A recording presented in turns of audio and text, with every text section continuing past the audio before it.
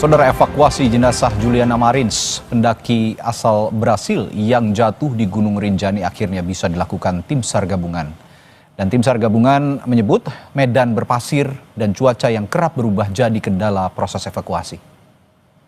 Jalan terus.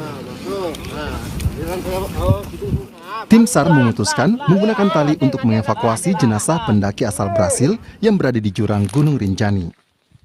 Usai dievakuasi, korban selanjutnya dibawa ke Rumah Sakit Polri untuk proses pemulasaran. Diputuskan bahwa untuk evakuasi korban dilaksanakan dengan tali, dengan lifting. Alhamdulillah sudah berada di punggung dari LKP. Mudah-mudahan saat ini sedang dalam perjalanan menuju pos Sembalun dan nantinya akan kita arahkan ke Rumah Sakit Polri. BPBD Nusa Tenggara Barat menyebut, medan berpasir hingga cuaca yang kerap berubah jadi kendala proses evakuasi. Meski sempat terkendala, tetapi proses evakuasi pendaki asal Brasil ini berhasil dilakukan.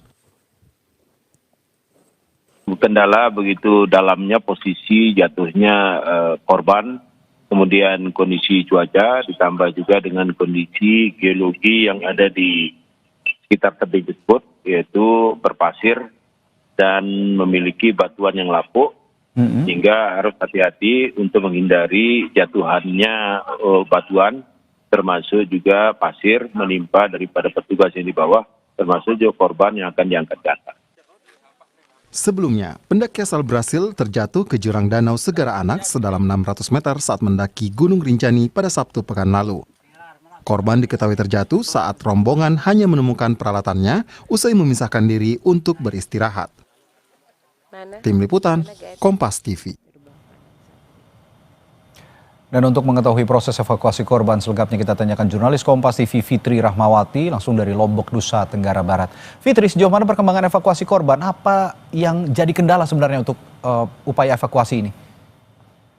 Ya, Juna dan juga saudara, hari ini, malam ini pada jenazah dari WNA Brazil sudah berhasil dievakuasi dan kami mendapatkan informasi bahwa keberhasilan evakuasi itu terjadi pada pukul 16.20 di mana jenazah dari WNA Brazil Juliana Marins ini berhasil diangkat ke Pelawangan oleh tim evakuasi yang melakukan proses evakuasi di wilayah tempat jatuhnya WNA asal Brazil ini. Dan setelah pukul 16.20 kemudian jenazah yang sudah berada di kantong jenazah berhasil juga dibawa hingga ke pos 4 pada pukul 17.20 menit. Dan di situ kemudian saat ini tim evakuasi tengah berjalan menuju ke pos 2.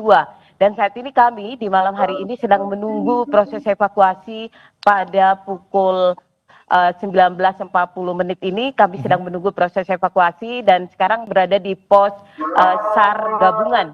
Saat ini semua rekan-rekan media sedang menunggu kedatangan ambulan yang akan membawa jenazah dari Bukit Tiga yang melakukan proses evakuasi dengan bantuan ambulan ke lokasi tersebut. Awalnya kami memprediksi, Juno, bahwa akan melakukan tim SAR akan melakukan proses evakuasi itu menggunakan ambulan pada gerbang kandang sapi. Akan tetapi kemudian baru saja kami mendapat informasi bahwa ambulan tengah menuju ke SAR gabungan, ke posko SAR gabungan ini pada hari ini dan menurut rencana sekitar 2 atau 3 jam ke depan ambulan akan sampai di lokasi ini, Juna.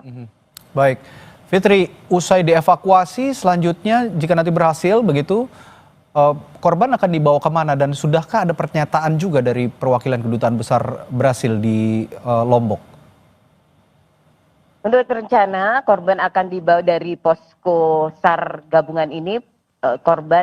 Jenazah korban akan diserahkan dulu kepada pihak keluarga yang saat ini sudah menunggu di dalam posko gabungan ini dan mereka sedang berkoordinasi dengan aparat kepolisian, juga Badan SAR Mataram, TNGR dan semua pihak yang ada di lokasi ini untuk proses evakuasi jenazah dari posko SAR gabungan ini menuju ke Rumah Sakit Bayangkara Polda Nusa Tenggara Barat di Kota Mataram.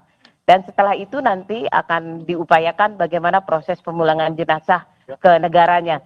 Dan memang dalam pertemuan itu juga ada dari pihak keluarga, kemudian juga dari kedutaan. Hanya saja kami tidak bisa meminta keterangan dari pihak kedutaan karena mereka belum berkenan untuk dimintai keterangan atau diwawancara sampai malam ini, Juno. Baik, nanti kami akan juga minta perkembangan lagi informasi dari sana. Untuk sementara ini terima kasih Fitri Rahmawati melaporkan langsung dari Lombok, Nusa Tenggara Barat. Dan saudara, Juliana Marins, pendaki asal Brasil yang jatuh di Gunung Rinjani pada Sabtu pekan lalu, akhirnya bisa dievakuasi perlahan meskipun belum sepenuhnya berhasil. Tapi apa yang menyebabkan proses evakuasi baru bisa dilakukan beberapa hari kemudian? Hingga seperti apa prosedurnya atau SOP, standar operasional prosedur pendakian gunung? Selengkapnya kita ulas juga bersama Komandan Operasi Wanadri 28, Rizal Zulfikar. Selamat malam, Mas Rizal. Selamat malam, Mas. Mas Rizal, dari insiden ini apa yang Anda lihat terkait proses evakuasi korban? Ya baik, pertama kalau sebelum kita jauh melihat dari proses evakuasi, saya sangat setuju bahwa memang ada banyak kendala di lapangan yang tim lapangan yang biasanya paling mengerti detail. Ya. Yang pertama itu atau kondisi cuaca, terus terlepas dari kondisi cuaca dan kerumitan medan untuk pencapaiannya, biasanya itu juga setelah kita udah tahu titik temunya, ini metode untuk diangkat evakuasi itu akan sangat beragam, Yang kedua, dalam kondisi masih hidup atau sudah tidak hidup, itu juga sangat berbeda metodenya.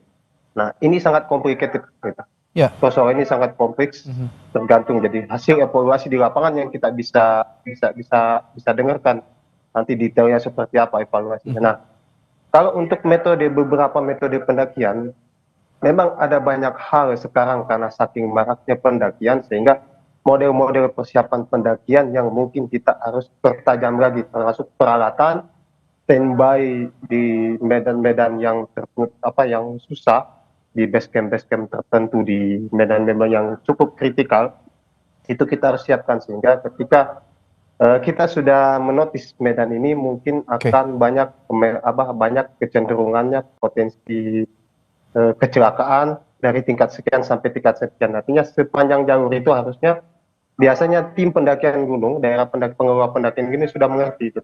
Nah, itu mungkin yang kita bisa jadikan SOP sebenarnya. Karena tiap medan operasi gunung-gunung pasti sangat khas, Mas. Kita tidak bisa serta-merta seluruh gunung Rinjani yang terbuka vegetasinya, bebatuan geologinya berbeda dengan gunung-gunung yang ada di Jawa Barat misalkan yang tertutup vegetasinya. Gitu. Itu sangat beragam. Gitu. Ya, dengan perhatian internasional yang cukup tinggi, terutama dari publik Brasil ya terhadap insiden ini, termasuk serbuan netizennya Brasil juga di media sosial. Bagaimana Anda juga melihat peran komunitas pendaki untuk mendukung operasi SAR sejauh ini? Betul. Kita banyak mengalami dari segi Wanadri juga kita banyak mengalami dinamika di lapangan. Karena yang harus kita pahami bahwa Indonesia ini dari segi relawan, kita ini bagian dari potensi SAR, relawan tiap-tiap organisasi punya potensi SAR-nya masing-masing. Ya.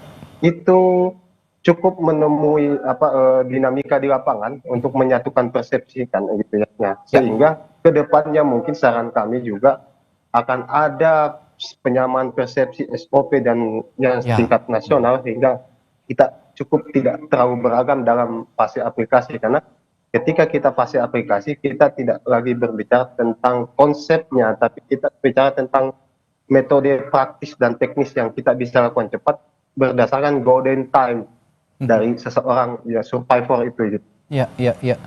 Nah, berdasarkan pengalaman Anda juga sebagai pendaki, Mas Rizal, yang patut diwaspadai dan juga langkah yang diambil oleh Taman Nasional Gunung Rinjani selama evakuasi, apakah ini cukup untuk mencegah insiden serupa jika jalur pendakian di Pelawangan 4 Sambalun ini ditutup? Kalau terlepas dari itu kita harus mendata ulang, kita harus menganalisis kembali, variabelnya sangat banyak, sehingga mungkin kami juga tidak bisa langsung, mungkin akan ada diskusi yang lebih mendalam terkait itu, gitu ya, karena variabel di pendukungan operasionalnya, jalurnya yang sudah safety atau tidak, itu nanti mungkin akan ada diskusi yang lebih lanjut mungkin Mas untuk ngebahas itu. Gitu, sehingga kita bisa secara komprehensif memutuskan, jadi menulis keputusan bersama yang sangat baik jadinya. Ini saya ingin sedikit merunut kejadian pada saat korban terjatuh begitu ya. Korban ini diketahui berpisah sebentar dengan rombongan sebelum jatuh. Nah, kalau bicara tadi sempat disinggung sedikit, tapi sekarang kita melihat jalur pendakian Rinjani yang tidak mudah, sangat sulit. Saya tahu sekali pendakian ini tidak mudah begitu. Seperti apa prosedur dan pengawasan otoritas kepada pendaki sejauh ini sebenarnya? Seperti yang saya bilang, harusnya memang biasanya si pendakian gunung, sepengetahuan saya, jalur gunungnya Rinjani dari berbagai sisi jalur pendakian gunungnya itu sudah cukup profesional. Cuman saya nggak mengerti di celah di mana yang membuat ini. Tapi kalau sendiri memang itu harus jadi SOP standar yang bukan untuk SOP tim, bukan yang diterapkan untuk tim pengawas pendaki pengelola gunung itu sebenarnya, tapi lebih ke pendaki yang harus dipertegas. Jadi ada namanya standar body system, harus minimal berdua atau bertiga, yang tidak boleh. Itu harus betul-betul ditekankan.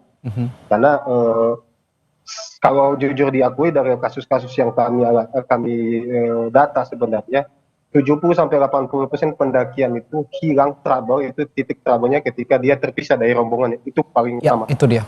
Dan itu sebelumnya seharusnya memang ya Mas Rizal, sebelumnya memang ini terakhir dari saya, sebelumnya memang jika ingin mendaki sebaiknya para pendaki ini baik yang lokal maupun internasional begitu ya, ini mempelajari, ada track knowledge-nya terlebih dahulu sebelum mendaki ya, begitu ya Mas Rizal ya, seperti memahami jalur ataupun rintangan-rintangan yang harus dihindari. Betul Mas. Jadi gini, idealnya setiap pendakian gunung memang ada briefing dari pihak pengelola daerah situ, karena mereka cukup memahami jalur rute. Bahkan beberapa daerah itu mengharuskan mereka sudah harus ada teman sistemnya sudah yang punya pengalaman di jalur itu. Tapi terlepas itu harus dimatangkan lagi bahwa satu tim memang sudah harus mutlak, itu tidak boleh sendiri. Baik berdua, bertiga dan sebagainya. Jadi mereka harus saling menjaga, dan alat komunikasi dan alat navigasinya sudah harus distandarisasi lebih bagus lagi gitu kan. Sekarang aplikasi dan sebagainya sudah cukup banyak ya. Beda zaman dulu kita masih peta dan kompas. Kalau sekarang sudah digital semua. Jadi saya pikir sudah terbuka untuk lebih baik lagi gitu, untuk meminimalisir, bukan menghilangkan. Kalau kita ini kan itu tidak kita bisa mungkin menghilangkan, tapi meminimalisir dan preventif. Ini yang harus kita pelajari dari peristiwa ini juga, ya meskipun Rinjani ini sudah banyak diketahui banyak orang, tapi sebaiknya yang baru pertama kali tidak memisahkan diri, tetap berada dalam kelompok begitu ya, sehingga jika terjadi hal serupa bisa dihindari begitu ya, ada insiden-insiden serupa terjadi kembali di kemudian hari. Semoga ini menjadi insiden terakhir yang bisa kita pelajari dan tidak terulang di kemudian hari. Terima kasih Mas Rizal Zulfikar, Komandan Operasi Wanadri 28, telah berbagi pandangannya di Sapa Indonesia Malam. Selamat malam, sampai jumpa lagi Mas Rizal.